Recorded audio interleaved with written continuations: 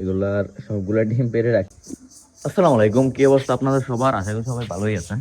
তো আজকে আমাদের ছাদের কিছু আপডেট দিব এবং হচ্ছে আমি বলবো যে আমাদের ফিমেলগুলো তো আমরা রেখে দিই, মেল পাখিগুলো আমরা কি করি বা কি কি দামে বিক্রি করি সেটা আপনাদের কাছে বলবো।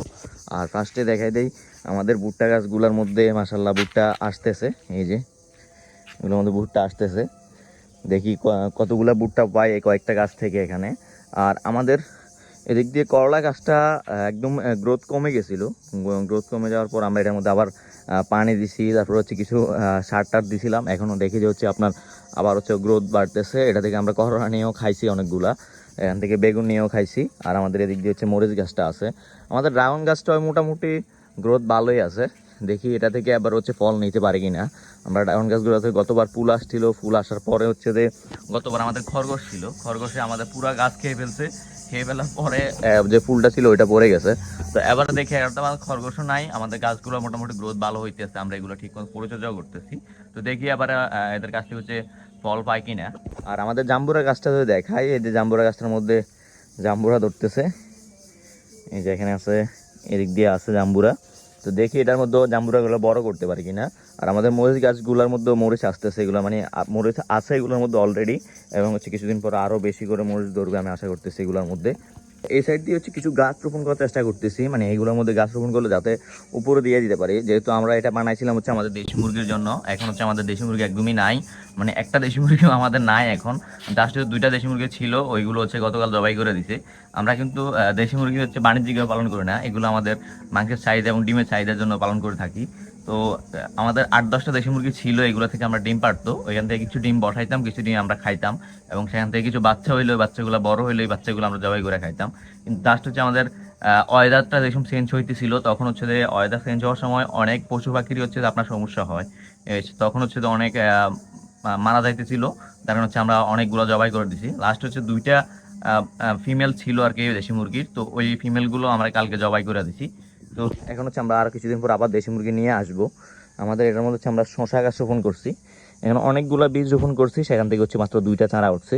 তো দেখি এই চারাগুলো বড় হইলে আমরা উপরে এদিক দিয়া উপরে দিয়া দিব, যাতে করে উপরে শশা উঠতে পারে। বাগান বিলার গাছটা তো এদিক দিয়ে দেখাইলাম আপনাদের, কিন্তু আমি চিন্তা করতেছি, ইমাজিন করতেছি যে এখানে এটার মধ্যে ফুল আসলে এটাকে অনেক সুন্দর দেখা যাবে। এই সাইড দিয়ে যদি ফুল আসে, আমি দেখাই নিচে যেরকম ফুল আসছে ওইরকম যদি এটার মধ্যেও আসে। এই যে নিচে কিন্তু এগুলোর মধ্যে ফুল আসতেছে, এই যে অনেক ডালে ফুল পড়ে গেছে, অনেকটার মধ্যে আসতেছে।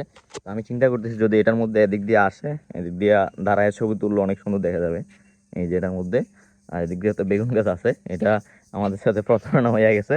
সেটা কি আমি মনে করছিলাম এটা হচ্ছে আমাদের এগুলো হচ্ছে আমরা আমাদের বাড়িতে মানে চারা নিয়ে আসে আর কি, যারা ব্যান গাছ করে চারা বিক্রি করে, ওদের কাছ থেকে চারা নিছিলাম।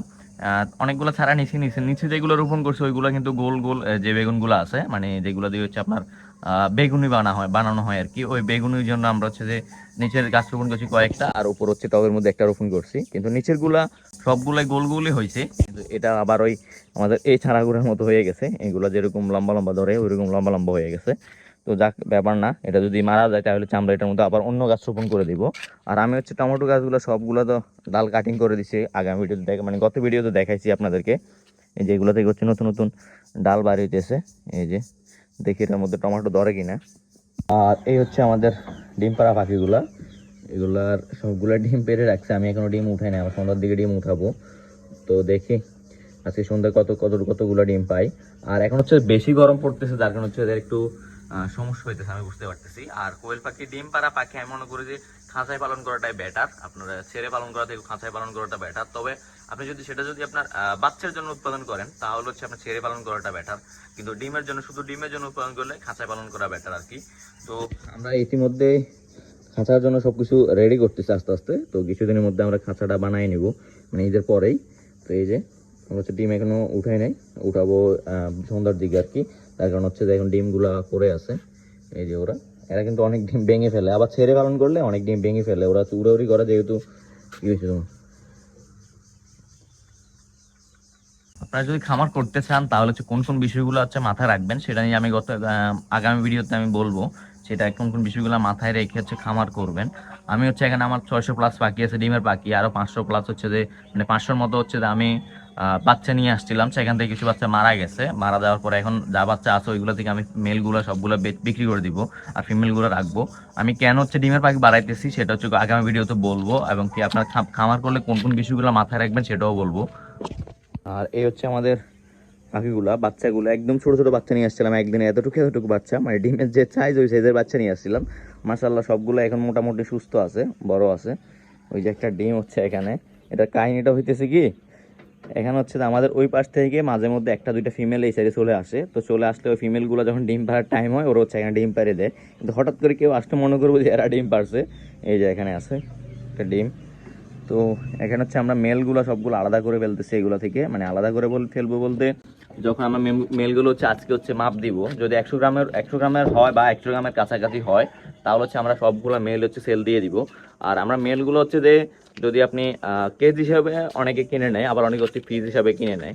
আমি যখন হচ্ছে গতবার বিক্রি করছিলাম, গতবার মেলগুলো বিক্রি করছি হচ্ছে আপনার পিস হিসাবে বিক্রি করছি, কিন্তু ওইগুলা কেজি হিসাবে ধরলে আমার প্রায় 400 থেকে 700 টাকার মতো পড়ছে কেজি। আমি সবগুলা মেপে কত কেজি হয়েছে এবং কত টাকা সেল করছি ওইটা হিসাব করে দেখে যে আমার 400 থেকে 450 টাকার মধ্যেই ছিল কেজিটা আর কি। আমি যেহেতু 2 থেকে 3 ধাপে বিক্রি করছি মেলগুলা, এখন আস্তে আস্তে সবগুলো হচ্ছে এক ধাপে বিক্রি করে ফেলতে পারবো। তখন হচ্ছে আমরা স্টার্টিং শুরু করছি, যার কারণে হচ্ছে আমার মেলগুলো বিক্রি করতে কষ্ট হয়েছে। আর এখন হচ্ছে আমার কল দিয়ে জিজ্ঞেস করে, ভাই মেল আছে, মেল দিতে পারবেন, মানে পুরুষ পাখি দিতে পারবেন, ইয়া করতে পারবেন, এইগুলা বলে। আর আমি স্টার্টিং এ যখন 200-300 পাখি ছিল তখন হচ্ছে যে ডিমগুলো সেল করতে একটু সমস্যা হইতো। আর এখন হচ্ছে আমাকে কল দিয়ে বলে যে ডিম আছে কিনা, ডিম নিয়ে আসেন। অথবা আমরা হচ্ছে যে যদি দেখি যে ডিম ওরা যদি 2000 ডিম নিতে পারে, যেহেতু আমাদের এখানে অলরেডি 600+ পাখি আছে, ওইখান থেকে ফিমেল এখনো গনি দেখিনি যে ফিমেল কয়টা আছে, মেল কয়টা আছে। মেলগুলো আজকে ওজন দিব, রাত্রের দিকে ওজন দিয়ে দেখবো যদি 95, 100 বা 100+ হয়, 100+ গ্রামের মতো হয়, তাহলে হচ্ছে আমার মেলগুলো সবগুলো সেল দিয়ে দিব, আর ফিমেলগুলো রেখে দিব। ফিমেলগুলো হচ্ছে আমার কিছুদিন পরে ডিমে আসবে, আশা করতে 10 থেকে 12 দিন পরে হচ্ছে ওরা ডিমে চলে আসবে। তো দেখি কয়টা মেল হয় কয়টা ফিমেল হয়। আর আমরা হচ্ছে যে আরতের সাথে কথা বলে দেখবো যে কয়টা ডিম ওরা নিতে পারবে। যদি আমার হিসাবে ওরা 2 থেকে 3 হাজার আমি যদি পাখি করি, তাহলে 2 থেকে 3 হাজার ডিম আমি দৈনিক সেল দিতে পারবো আর কি। ওই হিসাব করে আমি পাখি উঠে দিচ্ছি, আস্তে আস্তে ধাপে ধাপে উঠে দিচ্ছি, একসাথেই উঠাবো না। আমি হচ্ছে কিছু এখন যেহেতু আমার 600 পাখি আছে, ওইখানে মেল ফিমেল হবে, তো ওইগুলোর জন্য খাঁচা তৈরি করব। খাঁচা আমি অলরেডি 2000 পাখির খাঁচা তৈরি করবো আমি, সেটা হচ্ছে কাঠ আর নেট দিয়ে 2000 পাখির খাঁচা তৈরি করে তারপর হচ্ছে যে আমি বাচ্চা উৎপাদনের দিকে যাব আর কি। আমরা হচ্ছে যে প্রথমে বাচ্চা উৎপাদনের দিকে যাইতেছি না। চলেন আমরা হচ্ছে নিচে আরেকটা জিনিস দেখাই, সেটা হচ্ছে আমার 3 বছর অপেক্ষার পরে আমি কি পেলাম সেটা একটা জিনিস দেখাই আপনাদেরকে। এখানে হচ্ছে আমার তিনটার মতো হাঁস আছে, মানে 3টা না 4টা আছে, ওইগুলো হচ্ছে আমাদের ডিমের জন্য। আর এটার মধ্যে হচ্ছে আমাদের যে চীনা হাঁসগুলো ওইগুলো ডিম পারে, কিন্তু আজকে ডিম নাই দেখতেছি। আর ডিমগুলো ওরা হচ্ছে যে আমরা চামড়ার ডিম পারে, তো যার কারণে হচ্ছে আমরা ক্যালসিয়াম দিতেছি, তারপর হচ্ছে জিঙ্ক খাওয়াইতেছি, তারপরও দেখতেছি ঠিক হইতেছে না। এগুলোর মধ্যে ডিম নেই, আম্মু হয়তো ডিম নিয়ে গেছে। এদের হচ্ছে সময় কাছে চলে আসছে, মানে এরা হচ্ছে আমরা কিছুদিনের মধ্যে জবাই করে দিব এদেরকে। আমরা চীনা হাঁসগুলো রাখবো না। এগুলো হচ্ছে একটু আপনার মানে ঘর পরিবেশ নোংরা করে আমার থেকে মনে হইতেছে। ওরা হচ্ছে যেখানে সেখানে হচ্ছে বসে থাকে, আর হচ্ছে ওরা ময়লা করে ফেলে সব কিছু। যার কারণে হচ্ছে আমরা এখন চিন্তা করতেছি এগুলো কিছুদিনের মধ্যে আমরা জবাই করে দিব। মানে ঈদের সময় হচ্ছে একটা জবাই করবো, ঈদের পর হচ্ছে আমরা একটা জবাই করে দিব এগুলারে। আর এখানে হচ্ছে আমাদের হাঁসের বাচ্চা আছে, যেগুলো আমরা কিছু হাঁসের বাচ্চা কিনছিলাম, সেখান থেকে 10টা 11টার মতো কিনছিলাম, সেখান থেকে 4-5টা বাচ্চা মারা গেছে। তো এখন হচ্ছে যে এই বাচ্চাগুলো বড় করতেছি, কারণ হচ্ছে আমরা এই বাচ্চাগুলোকে হচ্ছে যে কিছুদিন পর জবাই করে দিব। তো জবাই করে দিলে এই বাচ্চাগুলো বড় হবে, ওর হচ্ছে ডিমে আসবে আর কি। সেই জন্য হচ্ছে আমরা এগুলো বড় করতেছি। আর এদিক দিয়ে হচ্ছে আমরা কিছু মিষ্টি কুমড়া গাছ রোপণ করছি, যেগুলোর মধ্যে হচ্ছে অলরেডি মিষ্টি কুমড়া আসা শুরু করছে। এগুলো সবগুলোই কিন্তু আমাদের পারিবারিক চাহিদা মেটানোর জন্য। এদিক দিয়ে মিষ্টি কুমড়া একটা আছে, আরও আসতে আছে এগুলোর মধ্যে। এগুলো আমরা সবগুলোই পারিবারিক চাহিদা মেটানোর জন্য করতেছি। আর এটা হচ্ছে আমাদের লিচি গাছ, কিন্তু এটার মধ্যে অল্প কয়েকটা লিচি ধরছে এবারে। আর এটা জাম্বুরা গাছ, এটার মধ্যে গতবার অনেকগুলো জাম্বুরা ধরছিল, এবার হচ্ছে অল্প কয়েকটা ধরছে। আর আমি 3 বছর অপেক্ষার পরে এই যে লটকন গাছ থেকে এটা পাইছি। এই যে এটা এটা দেখা যাইতেছে কি, এই যে লটকন গাছ থেকে এই লটকনের মাত্র একটা ফুলই পাইছি আমরা, আর কোনো ফুল দেখতেছি না এটার মধ্যে।